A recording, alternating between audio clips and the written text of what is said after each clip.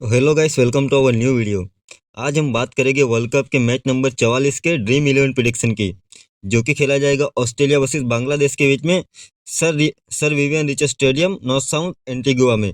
तो वीडियो में आगे बढ़े उससे पहले अगर यूट्यूब चैनल पर नए आए हो तो यूट्यूब चैनल को सब्सक्राइब करके बेल आइकन को प्रेस करना मत भूलिएगा, और हमारे टेलीग्राम चैनल पर भी जुड़ना मत भूलिएगा, क्योंकि आफ्टर टॉस जो भी इंपॉर्टेंट न्यूज़ आती है वो मैं टेलीग्राम पे ही शेयर करता हूँ, और मैं अपनी फाइनल टीम भी टेलीग्राम पे ही शेयर करता हूँ। तो उसके लिए टेलीग्राम पे जुड़ना मत भूलिएगा, लिंक डिस्क्रिप्शन में दी है। तो वीडियो में आगे बात करें अगर रिसेंट मैचेस की ये वेन्यू पे, तो देखो ओमान वर्सेस स्कॉटलैंड के बीच में मुकाबला हुआ था, जिसमें देखो ओमान ने 150 रन किए थे और स्कॉटलैंड ने चेस कर लिया था। 7 विकेट के रहे थे, टोटल 10 विकेट थी, जिसमें से 6 पेस और 3 स्पिन को विकेट थी।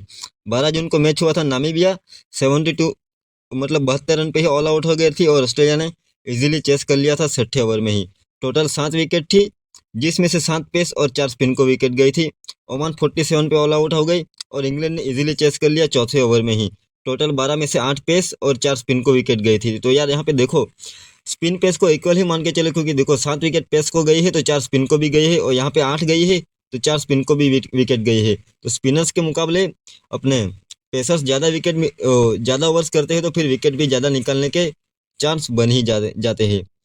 15 जून को इंग्लैंड ने 122 रन किए थे, और नामीबिया 84 पे ही, मतलब ये 10 ओवर का ओवर था जिसमें नामीबिया चेस नहीं कर पाई थी।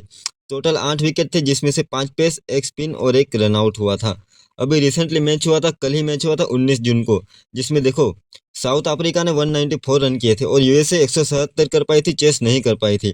टोटल 10 विकेट गए थे, जिसमें से 8 पेस और 2 स्पिन को विकेट गई थी। तो ये मुकाबले में थोड़ी अच्छी खासी स्कोरिंग देखने को मिली, और ऐसे भी यहाँ पे थोड़ा देखो आज के मुकाबले में अच्छी खासी स्कोरिंग एक्सपेक्ट कर सकते हो अगर ऑस्ट्रेलिया की बल्लेबाजी पहले आई तो, ठीक है। अगर बांग्लादेश की बल्लेबाजी पहले आई तो फिर 140-50 तक की स्कोरिंग एक्सपेक्ट कर सकते हो। टोटल विकेट्स की बात करें तो टोटल 51 विकेट गए हैं, जिसमें से 34 पेस को विकेट गई है, तो 14 स्पिन को विकेट गई है। तो यहाँ पे देखो स्पिन के कंपैरिजन में पेसर्स को तो थोड़ा एडवांटेज है ही, और स्टार्टिंग में थोड़ा इनिशियल मूवमेंट भी रह सकता है, तो वो थोड़ा देख के चलना। अगर हेड टू हेड रिकॉर्ड्स की बात करें तो अभी तक टोटल 10 मैच खेले गए हैं, जिसमें से ऑस्ट्रेलिया ने 6 मैच विन किए हैं और बांग्लादेश ने 4। और ये जो बांग्लादेश ने 4 मैच विन किए हैं वो चारों के चारों अपने होम ग्राउंड पे मैच विन किए हैं। तो देखो बांग्लादेश अगर अपने होम ग्राउंड पे खेलते हैं बांग्लादेश में, तो वहाँ पे तो शेर बन जाते हैं, मतलब अपनी गली में कुत्ता भी शेर होता है, वो वाली बात करते हैं ना, वो बांग्लादेश पे पूरी लागू होती है। जब भी अवे गेम खेलती है तो इतना ज़्यादा अच्छा परफॉर्मेंस नहीं कर पाते हैं, लेकिन होम ग्राउंड पे बढ़िया परफॉर्मेंस करती है। लेकिन फिर भी आज के मुकाबले में ऑस्ट्रेलिया को ही फेवरेट मान के चलना। अगर हेड टू हेड से मोस्ट रन की बात करें तो साकिब अल हसन 9 में 257, मिचेल मार्श 7 में 178, मोहम्मदुल्ला 9 में 164, और डेविड वार्नर 4 में 99, और मेहंदी हसन 6 में 72। तो देखो यहाँ पे यार मिचेल स्टार्क को मेरे को एक अच्छा लग रहा है, 7 में 78, 178। उसके अलावा बाकी सबका डिसेंट है, किसी का इतना एक्स्ट्रा ऑर्डिनरी तो नहीं बोल सकते हैं हेड टू हेड से। तो हेड टू हेड से मोस्ट विकेट्स की बात करते हैं, एडम जंपा ने 6 मैच में 13 विकेट निकाले हैं। तो एडम जंपा का अच्छा परफॉर्मेंस निकल के आ रहा है हेड टू हेड में, और ये भी ज़्यादातर मुकाबले अपने बांग्लादेश में ही खेले हैं, तो वहाँ पे थोड़ा स्पिन को हेल्प रहता ही है। तो उस केस में एडम जंपा ने अच्छा परफॉर्मेंस किया है, और आज के मुकाबले में भी इंपॉर्टेंट बन ही जाएगा। साकिब अल हसन 9 में 12, जॉस हेजलवुड 5 में 10। तो आज के मुकाबले में अगर खेलता है तो इंपॉर्टेंट बन जाएगा। हेड टू हेड में बढ़िया परफॉर्मेंस आया है जॉस हेजलवुड का। मुस्तफिजुर रहमान 7 में 9, और बाकी सबका डिसेंट ही है। जिसका भी रीड करना चाहो रीड कर सकते हो। देखो नेथन एलिस ने 2 मैच में 4 विकेट निकाले हैं, तो आज अगर नेथन एलिस खेलता है तो नेथन एलिस भी इंपॉर्टेंट बन ही जाएगा, डेथ में बढ़िया बॉलिंग कर लेता है। अगर ऑस्ट्रेलिया के प्लेयर्स के रोल प्लस रिसेंट फॉर्म की बात करें बिफोर वर्ल्ड कप की, तो देखने की कोई ज़्यादा मतलब नीड है नहीं। जॉस इंग्लिश का देख लो, अगर खेलता है तो डिसेंट से फॉर्म में आया है। उसके अलावा कैमरन गिन अभी तक मुकाबला नहीं खेला है, फॉर्म डिसेंट सा ही है, आईपीएल में अच्छा परफॉर्मेंस करके आ रहा है। उसके अलावा बाकी सब प्लेयर खेल ही लिए हैं, तो उसका हम T20 वर्ल्ड कप का फॉर्म देख के चलेंगे। अगर ऑस्ट्रेलिया के प्लेयर्स के पूरे T20 करियर स्टेट्स की बात करें तो एवरेज वाइज देखो जॉस इंग्लिश की 30 की एवरेज है, उसके अलावा मिचेल मार्श की 32 की एवरेज है, और बाकी डेविड वार्नर की 37 की एवरेज है। तो ऐसे जिसका भी आपको रीड करना चाहे तो रीड कर सकते हो, हमने ये पूरे वर्ल्ड कप बात करके ही रखी है। तो अगर नया प्लेयर खेलता है तो देखो जॉस इंग्लिश की 30 की एवरेज है, जैसे भी जो भी नया प्लेयर आता है उसका आपके अकॉर्डिंग रीड करके चल सकते हो। अगर ऑस्ट्रेलिया के probable playing 11 plus recent form की बात करें तो ये थोड़ा मेन इंपॉर्टेंट बन जाएगा। यहाँ से ही जो भी कंक्लूजन निकल के आएगा हमारे टीम मेकिंग के लिए, तो ये थोड़ा इंपॉर्टेंट बन जाएगा, तो थोड़ा ध्यान से देखना। डेविड वार्नर का फॉर्म देखो 56, 34, 20 और 1। तो पहले 2 इनिंग में तो बढ़िया परफॉर्मेंस किया था, लेकिन लास्ट के 2 मुकाबले में थोड़ा फॉर्म डिप हुआ है, लेकिन फिर भी प्लेयर इंपॉर्टेंट बनेगा ही। ट्रेविस हेड देखो 12, 39, 34 नाबाद और 68, तो कंसिस्टेंटली परफॉर्मेंस कर रहा है ट्रेविस हेड, तो सीवीसी का ऑप्शन भी बन ही जाएगा। मिचेल मार्श 14, 35, 18 नाबाद और 8।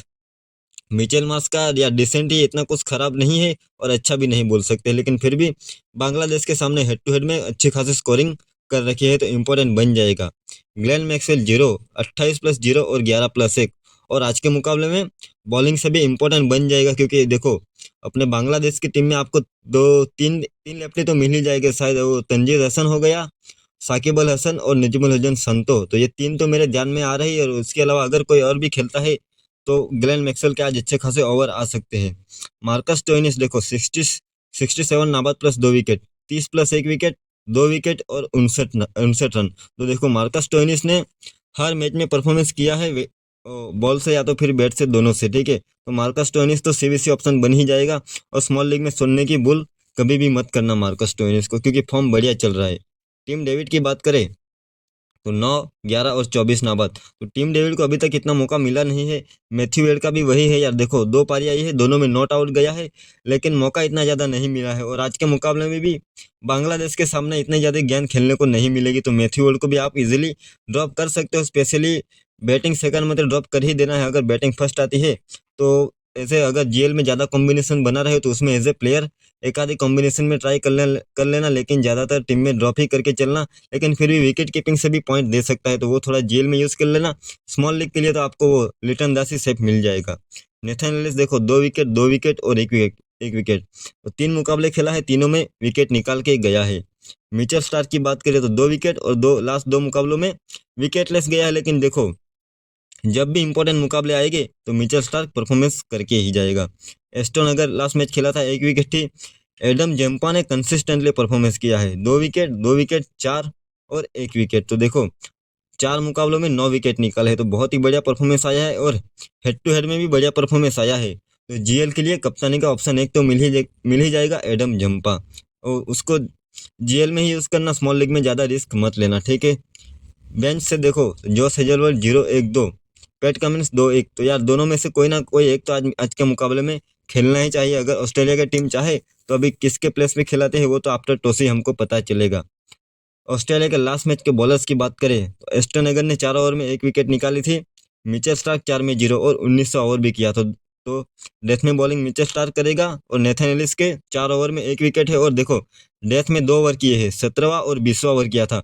तो मेरे ख्याल से यार देखो लास्ट मुकाबले में ऑस्ट्रेलिया ने अपनी मेन टीम नहीं उतारी थी, जिसमें जॉस हेजलवुड को थोड़ा रेस्ट दिया था और पैट कमिंस को रेस्ट दिया था, तो आज के मुकाबले में दोनों में से एक प्लेयर तो कमबैक करना ही चाहिए। ग्लेन मैक्सवेल 4 ओवर किए थे, 1 विकेट निकाला था और 18वां ओवर भी किया था, लेकिन आज के मुकाबले में ज़्यादा एक्सपेक्ट मत करना डेथ में गेंदबाजी। एडम जेम्पा 4 में 2, 7, 9, 11 और 13, तो देखो एडम जेम्पा तो हर मैच में 4 ओवर करके ही देगा, मिचेल स्टार्क भी करके ही देगा, और नेथन एलिस खेलेगा तो वो भी करके ही देगा, और देखो और ऑप्शन रहेगा, और मार्कस स्टोइनिस भी एक बॉलिंग ऑप्शन बन जाएगा, और ग्लेन मैक्सवेल के तो आज के मुकाबले में चांस बन ही रहे हैं बॉलिंग के लिए। तो बांग्लादेश के प्लेयर्स के रोल प्लस रिसेंट फॉर्म की बात करें तो यार देखो देखने का कोई मतलब है नहीं, सबने अपना वर्ल्ड कप में मुकाबले खेल ही रखे हैं, तो हम उस पर ही ज़्यादा फोकस करेंगे। अगर पूरे टी20 करियर स्टेट्स की रीड करना चाहो तो उसका भी रीड कर सकते हो आप अपने अकॉर्डिंग, जिसका भी रीड करना चाहो। तो हम बात करते हैं बांग्लादेश के probable playing 11 plus recent form की। तो देखो तंजीद हसन की बात करें तो 3, 9, 35 और 0, तो अभी तक इतना कुछ खास परफॉर्मेंस नहीं आया है, सिर्फ एक ही इनिंग अच्छा है। लिटन दास का भी यार फॉर्म इतना कुछ खास है नहीं, पहले मुकाबले में 36 रन किए थे, उसके अलावा 9, 1 और 2, तो इतना कुछ खास नहीं किया है। संतो भी यार इतना कुछ खास फॉर्म में नहीं लगा है। तो देखो बांग्लादेश के टॉप ऑर्डर में से कोई भी फॉर्म में नहीं है, तो मिचेल स्टार्क इंपॉर्टेंट बन जाएगा, अच्छे खासे स्टार्टिंग में विकेट निकाल सकता है, ठीक है, तो वो थोड़ा देख के चलना। साकिब अल हसन की बात करें तो 8+0, 3+0, 64 नाबाद +0 और 17+2, तो पहले 2 मुकाबलों में तो फॉर्म में नहीं था, लेकिन लास्ट 2 मुकाबलों में से फॉर्म में आया। यहाँ पे 64 नाबाद की और दूसरे मैच में 17+2 विकेट भी निकाले हैं। तो वही रिदोई की बात करें तो देखो 2 इनिंग अच्छा आई है और 2 मतलब 3 में फ्लॉप गया है, लेकिन फिर भी देखो और तंजीद हसन, लिटन दास और नजमुल हसन संतों के कंपैरिजन में तौहीद रिदोई ने तो थोड़ा तो अच्छा परफॉर्मेंस करके ही दिया है। मोहम्मदुल्लाह 16 नाबाद 20, 25 और 13, और मेरे को ये लगता है यार मोहम्मदुल्लाह को यार अगर खेला ही रहे तो थोड़ा बैटिंग ऑर्डर में थोड़ा ऊपर प्रमोशन मिलना चाहिए, एज ए फ्लोटर आके अच्छी तेजी से बल्लेबाजी कर सकता है। जाकिर अली को मेरे को पता नहीं क्यों खिला रहे, परफॉर्मेंस इतना कुछ खास आया नहीं है उसके। इसके प्लेस पे वो अपना मेहदी हसन को भी खिला सकते हैं, वो बॉलिंग और बैटिंग से दोनों से काम कर सकता है। लेकिन फिर भी अभी बांग्लादेश का मैनेजमेंट का डिसीजन रहेगा जो भी करना हो, लेकिन मेरे अकॉर्डिंग मेहदी हसन को टीम में लाना चाहिए। रिशाद होसन की बात करें तो 3-1, 3 और 0 बढ़िया लेग स्पिनर है, लेकिन फिर भी यार ऑस्ट्रेलिया की टीम के सामने अभी कैसा परफॉर्मेंस कर पाएगा पता नहीं, लेकिन बैटिंग से भी थोड़ा कंट्रीब्यूट कर सकता है। फॉर्म भी डिसेंट ही है, ट्राई करना चाहो तो ट्राई कर सकते हो। तास्किन अहमद 2-2-2 और 1 विकेट, तो टोटल 4 मुकाबले में 7 विकेट निकाले हैं। तो तास्किन अहमद का फॉर्म तो ऐसे बढ़िया है, लेकिन आज के मुकाबले में यार देखो अपना यूएसए के मुकाबले यहाँ पे इतना ज़्यादा पेसर्स को हेल्प नहीं रहेगा, तो वो थोड़ा देख के चलना। अपने बांग्लादेश ने ज़्यादातर मुकाबले अपने न्यूयॉर्क में ही खेले थे, तो वहाँ पे थोड़ा पेसर्स को एडवांटेज था, तो इसीलिए बांग्लादेश के सभी बॉलर्स का थोड़ा अच्छा ही परफॉर्मेंस देखने को मिलेगा। तंजीद हसन ने भी बढ़िया परफॉर्मेंस किया है, 1-3, 1 और 4, तो टोटल 4 मुकाबलों में तंजीद हसन ने भी 9 विकेट निकाले हैं। मेरे लिए जो इम्पोर्टेंट रहेगा वो है मुस्तफिजुर रहमान। अभी जो मेन बॉलिंग की जो स्किल आएगी उसके अकॉर्डिंग मुस्तफिजुर रहमान अभी मुकाबलों में इम्पोर्टेंट बन जाएगा। देखो 4-0, 1 और 3, तो टोटल 4 मुकाबलों में 8 विकेट निकाल के आ रहा है, तो बढ़िया फॉर्म में आ रहा है। तो देखो बांग्लादेश की ओर से जो मेन प्लेयर बनेंगे मेरे अकॉर्डिंग, तो देखो मुस्तफिजुर रहमान, तौहीद हृदय, साकिब अल हसन और लिटन दास। तो मेरे ख्याल से अगर यही प्लेयर को थोड़ा रोटेट करके चलना। देखो इसके अलावा देखो प्लेयर तो सब बढ़िया है, लेकिन फॉर्म वाइज इतना कुछ खास नहीं है उसमें। देखो नजमुल हसन संतो को भी एक ट्राई कर ही लो, क्योंकि देखो एज अ कैप्टन है तो बढ़िया प्लेयर है, लेकिन अभी तक फॉर्म इतना आया नहीं है, लेकिन फिर भी अच्छा कर सकता है। और बॉलर में से जिसका भी ट्राई करना चाहो आप अपने अकॉर्डिंग ट्राई कर सकते हो। अगर स्पिन को थोड़ा भी हेल्प हुआ तो रिशाद होसन इंपॉर्टेंट बन जाएगा। अगर बांग्लादेश के लास्ट मैच के बॉलर्स की बात करें तो तंजीब हसन ने 4 ओवर में 4 विकेट निकाले थे, पहला, तीसरा, पांचवा और सातवां ओवर किया था।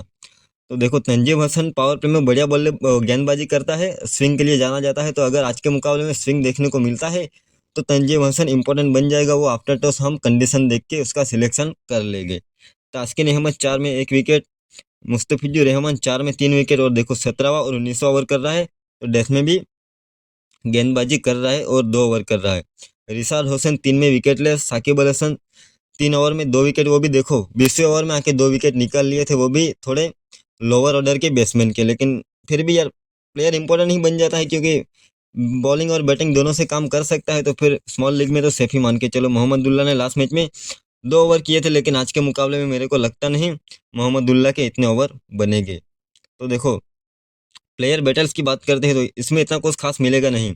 डेविड वार्नर मुस्तफिजुर रहमान के सामने 3 मैच में 1 बार आउट हुआ है, और साकिब अल हसन के सामने 8 मैच में 5 बार आउट हुआ है। लेकिन देखो 38 गेंद में 63 रन भी किए हैं। तो डेविड वार्नर डिसेंट ही खेला है। साकिब अल हसन को मिचेल मार्श का डिसेंट ही इतना कुछ खास है नहीं, देखने लायक किसी का कुछ खास मिलेगा नहीं यार आपको, सबका डिसेंट ही है।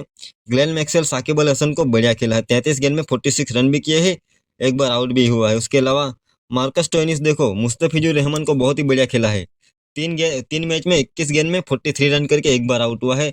तो अच्छा ही मान के चलो, टीम डेविड का भी मुस्तफिजुर रहमान के सामने है, और देखो मैथ्यू वेड का भी मुस्तफिजुर रहमान के सामने है।